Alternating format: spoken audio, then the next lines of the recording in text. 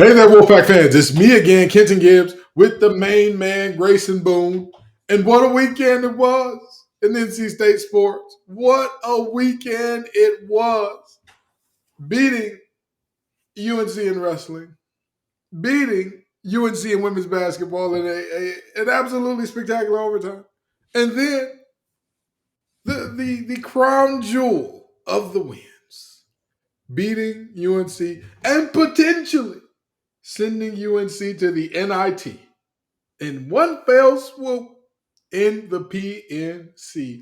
Grayson, are you ready to get into it? I've been waiting a long time for an episode like this one. It's going to be a good one. I'm ready. I'm ready. Grace is ready. I hope Wolfpack Nation is ready. But before we get into the show, I got to let you know that with LinkedIn Jobs, you can hire the qualified candidates more efficiently by matching open roles with people who have the skills, values, and experiences that you value to achieve your 2023 goals. Post your job for free at linkedin.com/lockedoncollege. Terms and conditions do apply. So, folks, we have an episode for you today. Me and Grayson are geeked up like Fabo. If you don't know who that is, look up Geeked Up by D4L. Don't worry about it. You'll thank me later. Anywho, we're going to get into the win over the boys in Baby Blue on today's episode of Locked On Wolfpack.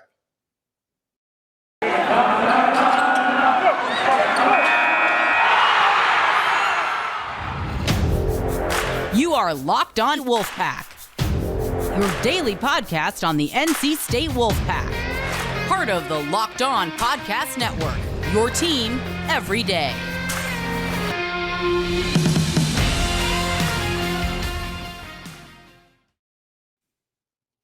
You know, on a day like today, Paul McNeil Jr., the 24th overall player in the 2024 class committee, has to go on the back burner.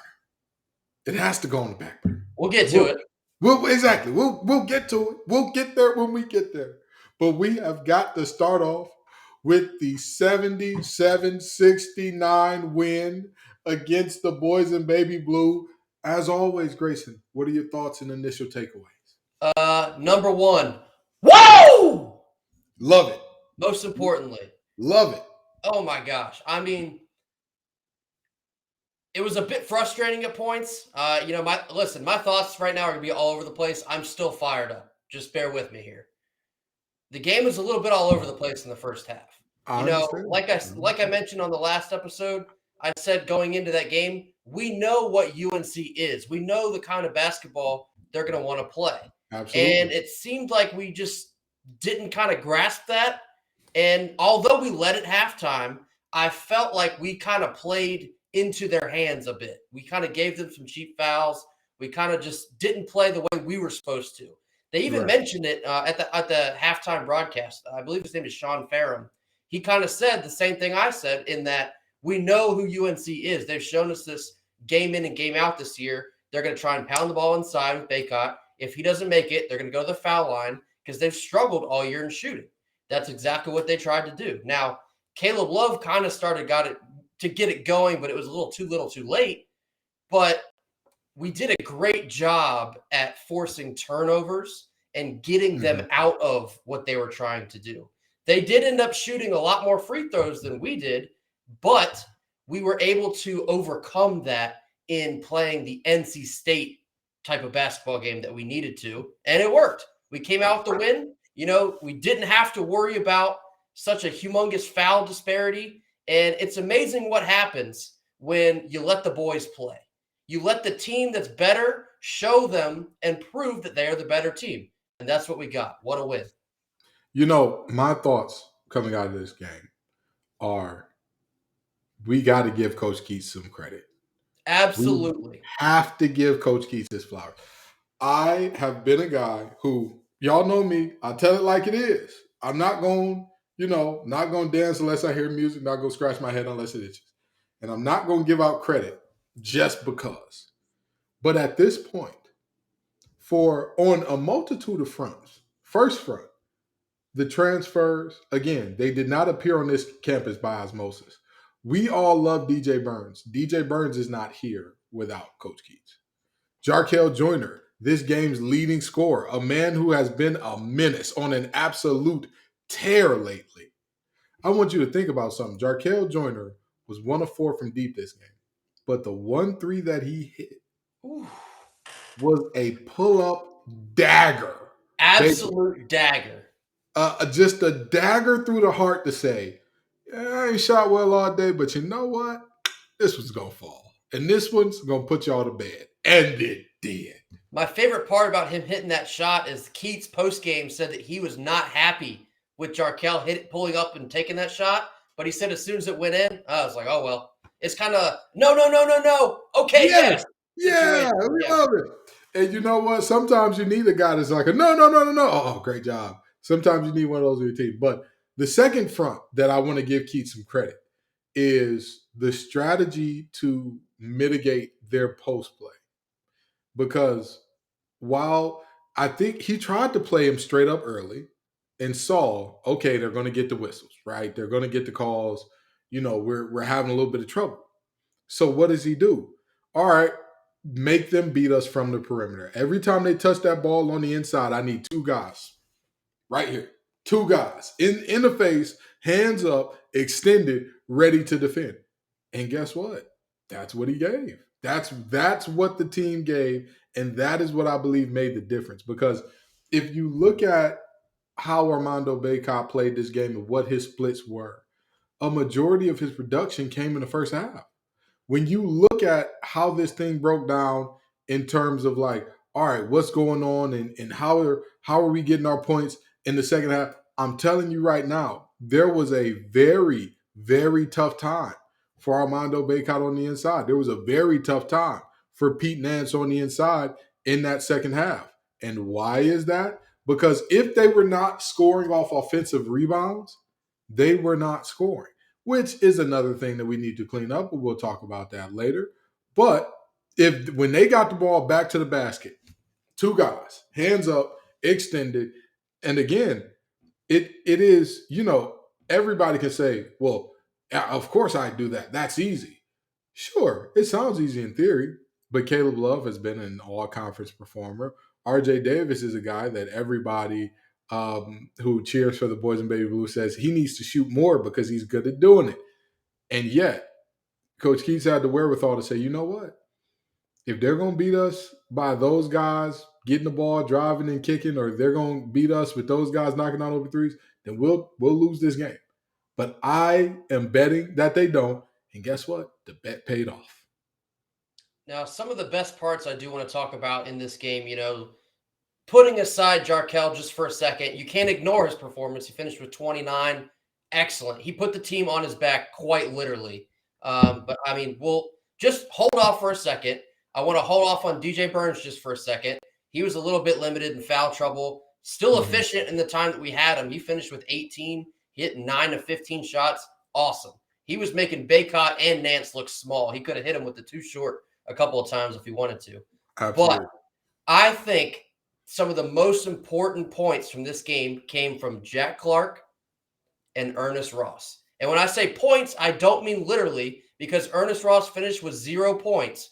But I think he finished with some of the most influential 0 points I've seen in a long time for somebody wearing the red and white. Ernest Ross came in, and, you know, like we've seen all year, when he is on defense, he is in your grill.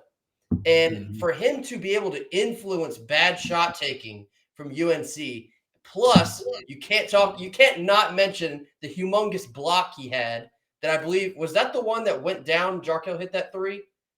It was around the same time. It might have been. I believe it was. It was in that fray where we went on like a quick 7-0 run, but he had a huge block that was just a humongous momentum shift. So shout out to Ernest Ross. I know you didn't have anything to celebrate in the stat sheet, but you can't measure his influence. And then, of course, Jack Clark as well. I mentioned it last episode. To have Jack Clark on Sunday, when we didn't have him the first time around, you could feel the difference. His big body presence, altering shots, playing good defense. He added in a couple threes for himself. His presence made a world of difference, it felt like. We did not look anything close to the team we were when we went into Chapel Hill and saw them the first time. We looked confident. We looked prepared. Also, the turnover battle. Unreal. We didn't Dominated. turn the ball over, I think, until like late in the second half. Dominated. I know we finished, I think we only turned the ball over 3 times. They turned the ball over 13 times. Now, you Yeah. would think with a gap that wide, the score would have been a little different. I mean, I'm not going to harp on that. Unbelievable job of taking care of the basketball in this game. And it paid off. It absolutely paid off. And I want to talk about a play from Ernest Ross that there were 2 plays actually. The missed dunk, right? The Oh, missed man. dunk. Now hold on. Hear me out. The missed dunk is a moment where, again, that was in that sequence with the dagger to where it's like you could That's true. say that play was like supposed to be like, yeah, we got him. It's officially over now. If the Jarkel 3 wasn't a dagger and then he misses that dunk, right? And you could say a less experienced or less confident player goes and hangs their head and is like, oh no, like, I blew it. My only chance at points this game. Like, oh God, it's a struggle. Da, da, da. And then I want to say the next possession or maybe 2 possessions later, we get out on the break. And I believe it was TaQuavian Smith just throws the ball up court because we got 2 guys racing down court. It was Morcell trailing Ross. And a ball that Ross could have easily said, man, we're up double digits or we're up close to double digits. I could let this thing go out. No big deal. No harm, no foul. Nobody cares.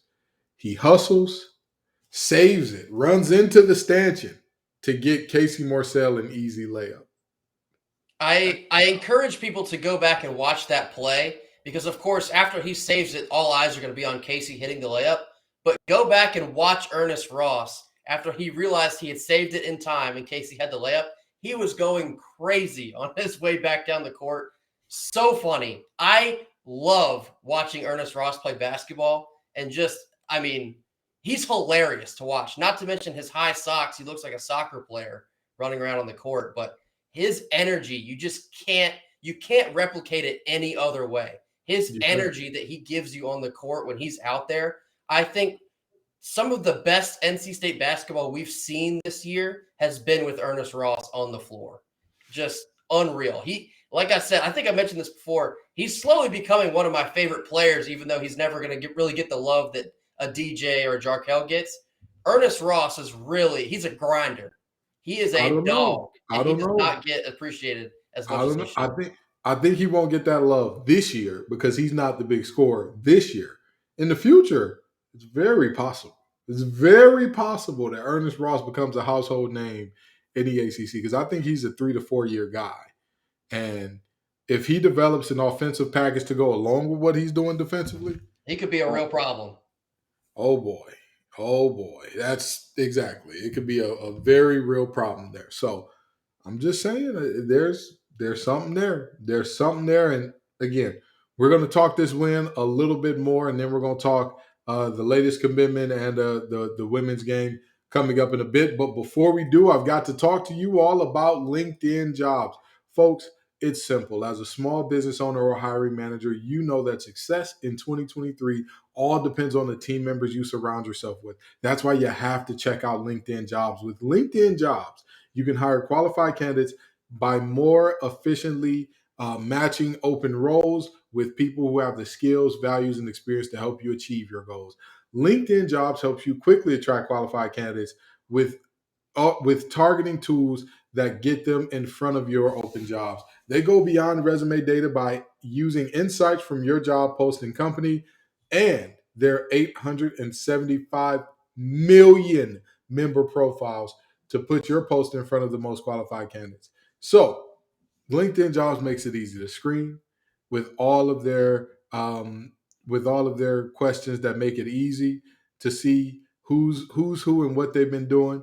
It's why small businesses rate LinkedIn Jobs #1 in delivering quality hires versus leading competitors. So LinkedIn Jobs helps you find the qualified candidates you want to talk to faster. Post your job for free at linkedin.com/lockedoncollege. That's linkedin.com/lockedoncollege to post your job for free. Terms and conditions do apply. And back to this game against UNC, back to this win a little bit. They say the tournament time is all about who gets hot at the right time, and guard play. And with that being said, I feel great about this team heading into tournament time, heading into conference tournament, heading into the NCAA tournament. I feel great about this team because we are getting hot. We're trending in the right direction at the right time. And again, I'm looking around and I'm saying, this is a team where everybody just plays their role. Nobody, the egos are low, and everybody is just excited to do what they do and win. Greg We Gant has every reason to mope and pout and all that good stuff when he's not playing a lot. He was a starter tonight that played 8 minutes. And yet, if you look at all the big plays, he's the main one going crazy on the bench, cheering for his guys like nobody's business. This team, there's something special here. There's something special. I mean, of course, we still have a couple weeks. We still have the ACC tournament and then subsequently the NCAA tournament. But I think if you were to give a teammate of the year award, I think it's Greg Gant in a landslide. Mm-hmm. You know, like you mentioned, in these games that Jack Clark's been out, we've been getting Greg Gant at the start. And really the only thing he's been able to provide is firm defense. You get a bucket from him every now and then, but that's not what he's out there for. He's out there to alter shots, get boards, and just provide that intensity. And now that Jack Clark is back, he's seen a dip in his playing time. That has not stopped him from being the first guy out of or when we call it timeout, he's the first guy to greet the guys coming into the huddle. He's the first guy to jump up and down when we hit a shot. He's the first guy to get everybody fired up on the bench. You can't measure that in the locker room. The ultimate teammate locker room guy, Greg Gant. What a joy it's been to have him, transfer in. It's been a while since he's been able to play with some injuries, but the difference he's made in the little ways, the immeasurable ways this year, unbelievable effort from Greg Gant. Absolutely, absolutely. And again, this is just a game where, all in all, this team showed up, showed out, and when it comes to finishing, when it comes to saying, you know what, we're the better team, let's show it. This is a game that, Ryan Williams of Inside Pack Sports, a good friend of yours and mine, said that he was feeling eerily confident going in. And I felt the same way. I'm not going to lie to you. I felt the same way. I said, UNC has not been good away from home at all this year. And with that being said, this is close to their home, but this ain't their home. This is the PNC, baby. And you know what? I'm going to also give another shout out to Wolfpack Nation. Absolutely. Because, again, the energy in there was palpable. I want to tell you how massive the energy in PNC was if you were not there to experience it. There were folks, the announcers, who said, we can barely hear each other. Thank God we have these headsets on. Now, for those of you who don't know, the announcer sits shoulder to shoulder. And y'all had that place rocking. Loud. Go ahead. Had it so ruckus. I mean, it gets no better. And when asked to describe, what do you think of when you talk about Wolfpack fans, Wolfpack Nation, and how they, who they are as fans? When asked that, the announcer also said, this passion that they have is different. It's just different. And I'll tell you what. They said on air, I think it was Corey Alexander, he said that NC State has the most passionate fan base in the ACC. And we backed it up. I want to talk a little bit about, every year we kind of get the people moaning and groaning about, we should play more games than Reynolds because we have, struggles filling up PNC at times. How about today? Yeah, that thing was I didn't see any problem with it today. Now, did we? Standing room only, baby. Standing room only. Look, I get it. Sometimes we play the 9 p.m. tip in the middle of the week and people have kids, jobs, yada, yada, yada. There's almost no reason every game can't look like what we saw against UNC. For sure. We got Wake Forest. I believe it's on Wednesday. There's no reason it can't be that rowdy because it makes a difference. Yep. I saw multiple people on Twitter talking about there were several moments where it was legitimately deafening in there. They couldn't hear the people next to them. They couldn't hear themselves think. You can't put a level of worth on that. Absolutely. For example, we got high-level recruits in the building. We'll talk about this in just a second. We landed one. And you have to think that creating such a raucous environment in a rivalry game and coming out with a win, that has a humongous factor in it, undeniably. So shout out to Wolfpack Nation. Obviously, if you're listening to the show, Kenton and I, if you're a Wolfpack fan, you know how we roll. You know how much we love our teams. We are ride or die, literally, for all of our NC State teams. And moments like what we saw in the UNC game are just like, it's just a perfect encapsulation of the good times, the bad times, and the best times when we truly bring it and make a difference. Like you mentioned to start the show off, what a weekend in Raleigh, North Carolina, with women's basketball winning, wrestling winning. We had the outdoor Canes game in Carter Finley. That was incredible. Also, that turned into be a huge promo for NC State, unbeknownst to like literally everyone else.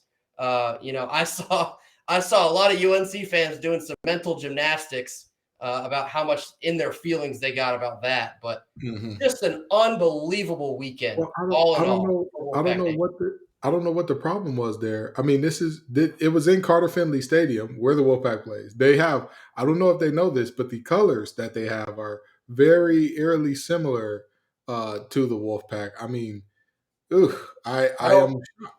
I don't know if I'm breaking any news here, but our men's basketball team and the Carolina Hurricanes, they play in the same arena. And that same arena is right next door to our football stadium. So if anyone didn't know that, that's how the logistics shake out. So maybe that's why NC State was so involved. Just wanted to get that out there. Yeah, Grayson is the logistics guy, not me. So, he does logistics and all that. And I think that, and having to pull up the Wolfpack hardwood to put down the hurricane ice, I think that maybe, just maybe, there'd be a little bit of, I don't know, who knows. Anyway, let's talk about the recruits for a second, okay? Because there were some big time recruits in the building. I mean, of course, we got the huge commitment from Paul McNeil Jr., again, the number 24 player in the class of 2024. I'm sorry, number 26 overall player in the class 2024, depending on what website you go to. You know how these things work. And we offered Jackson Keith, another player out of that class that is a big-time recruit. And what do you think is like, obviously having really good players come to NC State is a good thing. But what do you think in terms of kind of looking ahead to say, like, all right, we've had our hearts broken before in having top recruits not come to campus. Does this one feel different to you, or does this feel like, kind of ho-hum, same thing, let's not get too excited till the ink is dry? In a way, it does feel different, but I think that's because of the current success we are enjoying. We have an Isaiah Miranda who ended up redshirting this year. He kind of turns into another recruit for next year's class, and he'll be joined by Dennis Parker and Trey Parker. I'm going to talk about Trey Parker in just a second, but we've always known that Kevin Keats is a very high-level recruiter with, the likes of a Josh Hall, who we missed out on, a Jalen LeCue that we missed out on. We had a Rob Dillingham committed at one point, decommitted, is going to Kentucky. We've had some humongous names next to NC State on the recruiting websites, and some of them have fallen through. But this is just another chapter proving, and Kevin Keats will go on the road and he'll get it done. He'll get it done in the family room, telling these kids that if you want to be a special player, you can come to NC State and be that special player, something that Terquavion Smith mentioned a couple weeks back. You don't have to go to a blue school in North Carolina to make a name for yourself. NC State, we're in the ACC.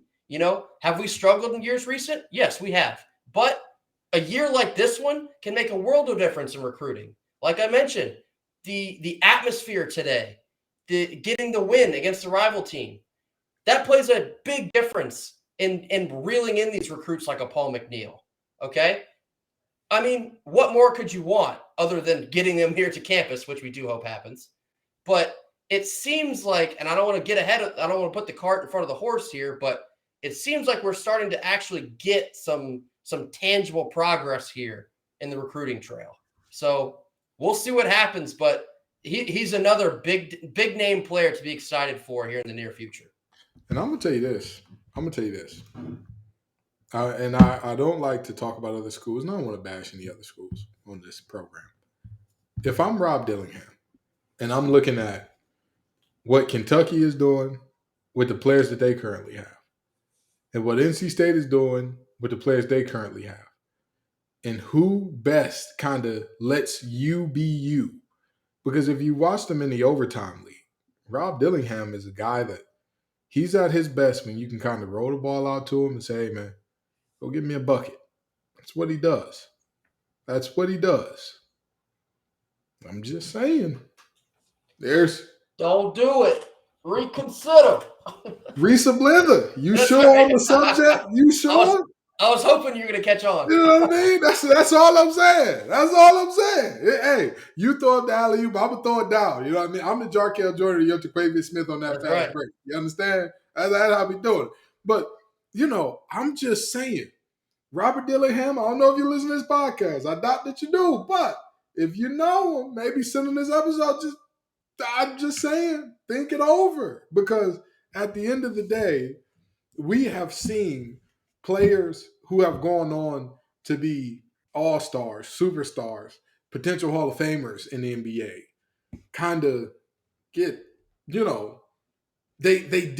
weren't that. Who would have guessed that Devin Booker would have became what he became after playing for Cal? Who would have guessed? Who would have had that in him? Now name me a player that played under Keats that went to the NBA and was just like, wait, what? He had that in him? Where was Keats hiding him? They could be on the way. Now, all I'm saying is there's nothing along those lines, and you're coming in with a great class where you're gonna have a 7-footer guaranteed. You're gonna have one of the most explosive players in the class, who I'm gonna give you the latitude to talk about here in just a second. But there is so much here, and again, play styles that match yours. I'm just saying. That's just my thoughts there. So, in looking at this Wolfpack basketball recruiting class overall, now that we've included Paul McNeil in this, how are you feeling about this group in particular? Yeah, and so like I mentioned with Isaiah Miranda, I don't know if he'll be technically considered in next year's class. In my mind, I do consider him in next year's class, since we didn't get him at all this year. But looking at, and again, you can't really get caught up in too much of the ranking numbers per se, but I think we have some high-level recruits coming in, most of which, I mean, by Trey Parker. That dude can absolutely fly. I don't know if you've seen the video of him dunking over two, I presume to be 7-foot people. Just an absolute tomahawk over two 7-foot people. So he can get up and throw down, if you catch my drift. Having a dynamic playmaker like that, that's the kind of, he seems to be kind of comparable to a Jalen LeCue that didn't quite make it here to NC State. But he seems a lot bigger. He looks a lot bigger. I think he's a little bit taller, yes. Yeah. Okay. But all right. The same kind of, they compared LeCue to like a baby Westbrook type player. Mm-hmm. Trey Parker could be more of like a John Morant, but taller. If I don't know if that's it kind of, but just a guy that can just jump to the rafters and throw down. That kind of dynamic playmaking is something we haven't had too much of, at NC State. I don't even like mentioning him, but Dennis Smith is really the only guy that we've brought in. And of course, we had to coerce him, unfortunately. Thank you, Mark Gottfried. He's kind of the only guy we've seen of recent that has this dynamic star ability. It feels like we could have 3 coming in next year, counting Miranda in that next year. Dennis Parker as well, very well-rounded. If you haven't seen their tape, I encourage you to go watch. You see a lot to be excited about in all 3 of them. And then, of course, now with Paul McNeil coming in 2024, there is a lot on the horizon. Of course, there's still a whole lot in front of us here in the year of 2023, but you can't help but be excited about the talent we have coming down the road here in the near future. So, again, credit to Keats, because despite everything that people have said about him, I've been guilty of it too. Wolfpack Nation gets very restless. I'm not breaking any news there. We But you know tend what? to stomp our feet if things don't go well kind of immediately. So Keats has been working through the kinks. He put his head down. He hit the transfer portal this offseason.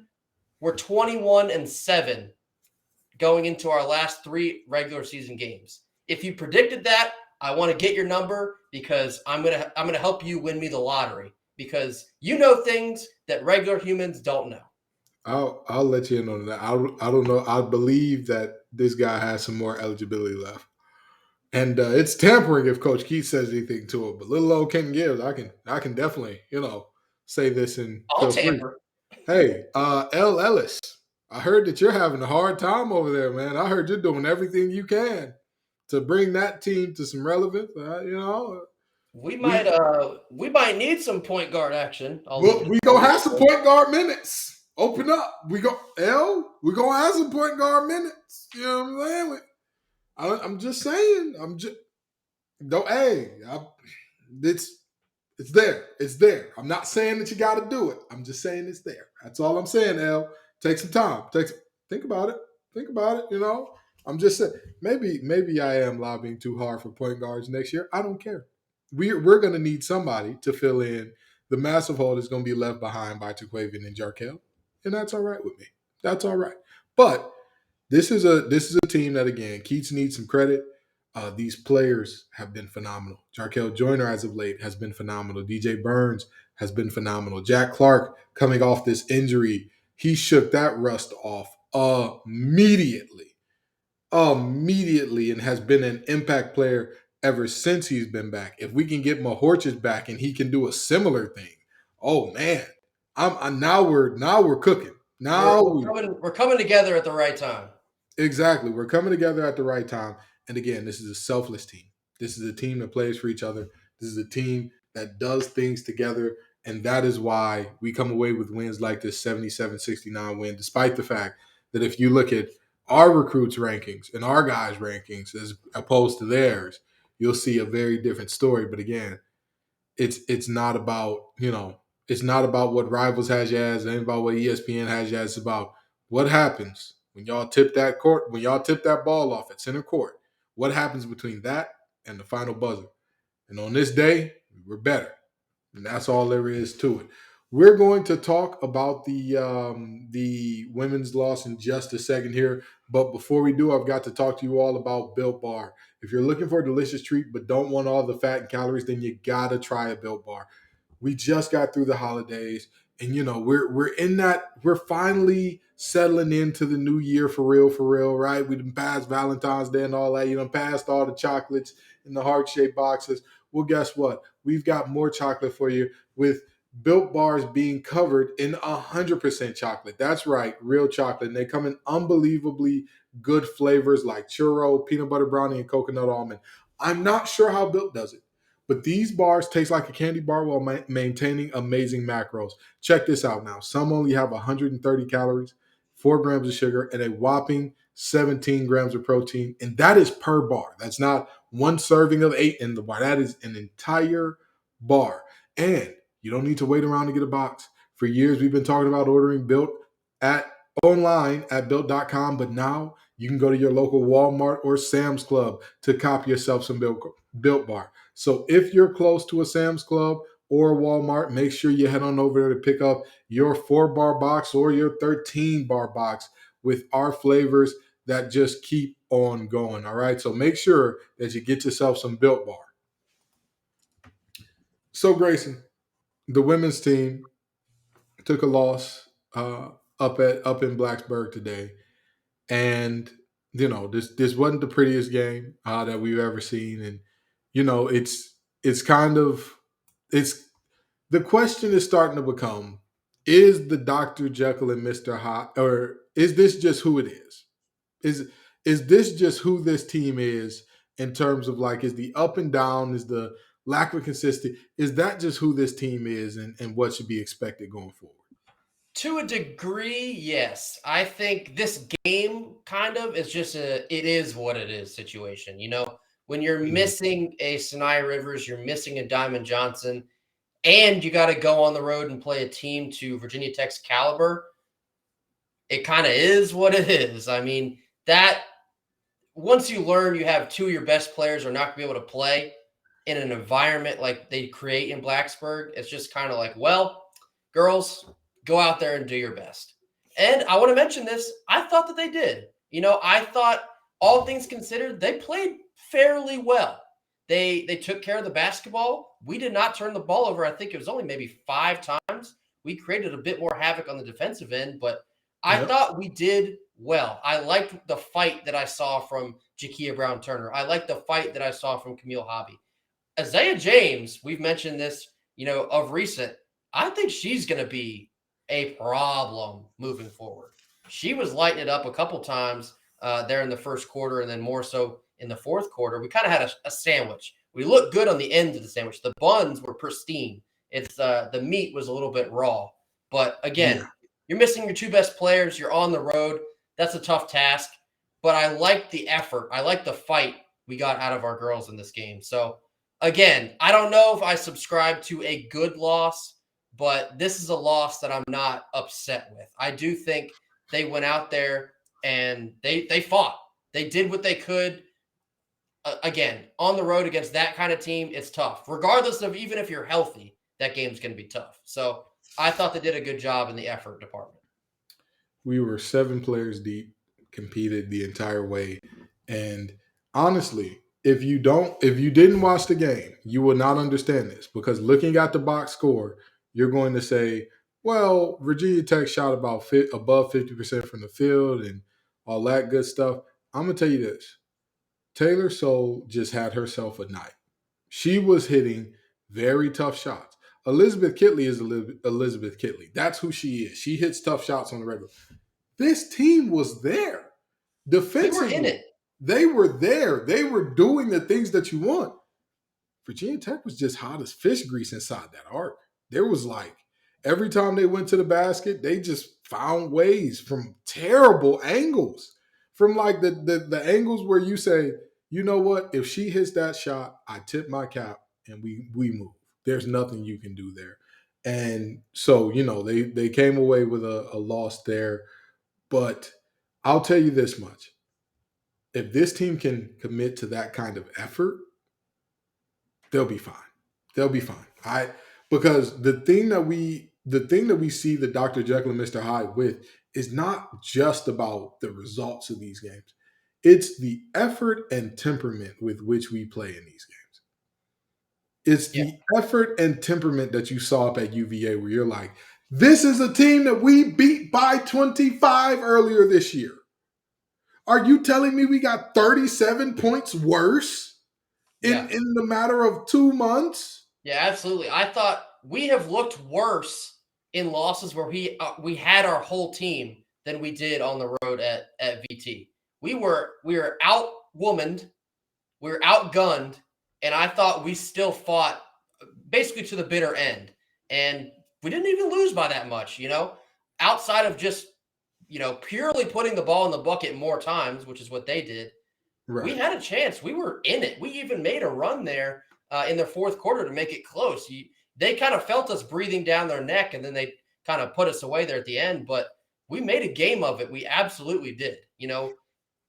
Can't really ask for much more than that. If they go out and they just fight the way that we know that they can, there's really not a whole lot I can get mad about. So credit to the girls, the effort we saw. Just keep fighting at this point. Just keep fighting. And if you watch that second quarter where Virginia Tech scored 29 points, you'll think, oh my God, this team just wasn't focused. If you watch that quarter, Virginia Tech was just hitting incredibly tough shots. They were hitting shots that you say in scout, like, all right, this player doesn't like to do this. And they forced them to do that. They made the shot anyway. This player doesn't like to be in this position. Hey, this don't want to go here. We can cut them off by doing this. They did those things. Almost every shot was contested. Almost everything was contested. And they just hit them. So, sometimes a team has a night like that, and you tip your cap and you get ready for the next one. And that's what I would say is the prescription for this team. Just get ready for the next one. But you know what? Damn it, that ain't going to ruin our sunshine today. It ain't. The weekend that we just had, Anytime that you can beat UNC, not once, not twice, but 3 times in a weekend. And a bonus opportunity Monday night in ice hockey. Oh, my Lord. Women's basketball with an incredible comeback when all hope looked like it was lost. Wrestling, they're doing Wolves Down now. That's an interesting development. Yeah, sure. Okay. I've never seen that one before, but they're doing Wolves Down now. So good for them. Good for them. But they lost. They got thrashed in that as well, in wrestling. And then men's basketball, you're not going to rain on my parade today. It was too much greatness from these Wolfpack teams. I'm excited about it. I'm geeked up about it. And you know what? As the I believe it was Sheryl Crow who made this song. I'm walking on sunshine. Oh, because that's what I'm doing. That's how I'm feeling right now. I know that we've gone a little bit over our time, but we thank y'all so very much, Wolfpack Nation, for coming out to this episode, coming out to the PNC and packing that thing out and making it loud and records in there. Y'all make that team what it is, and you make this show what it is. Peace and love, y'all, and as always, go Pack. Go Pack.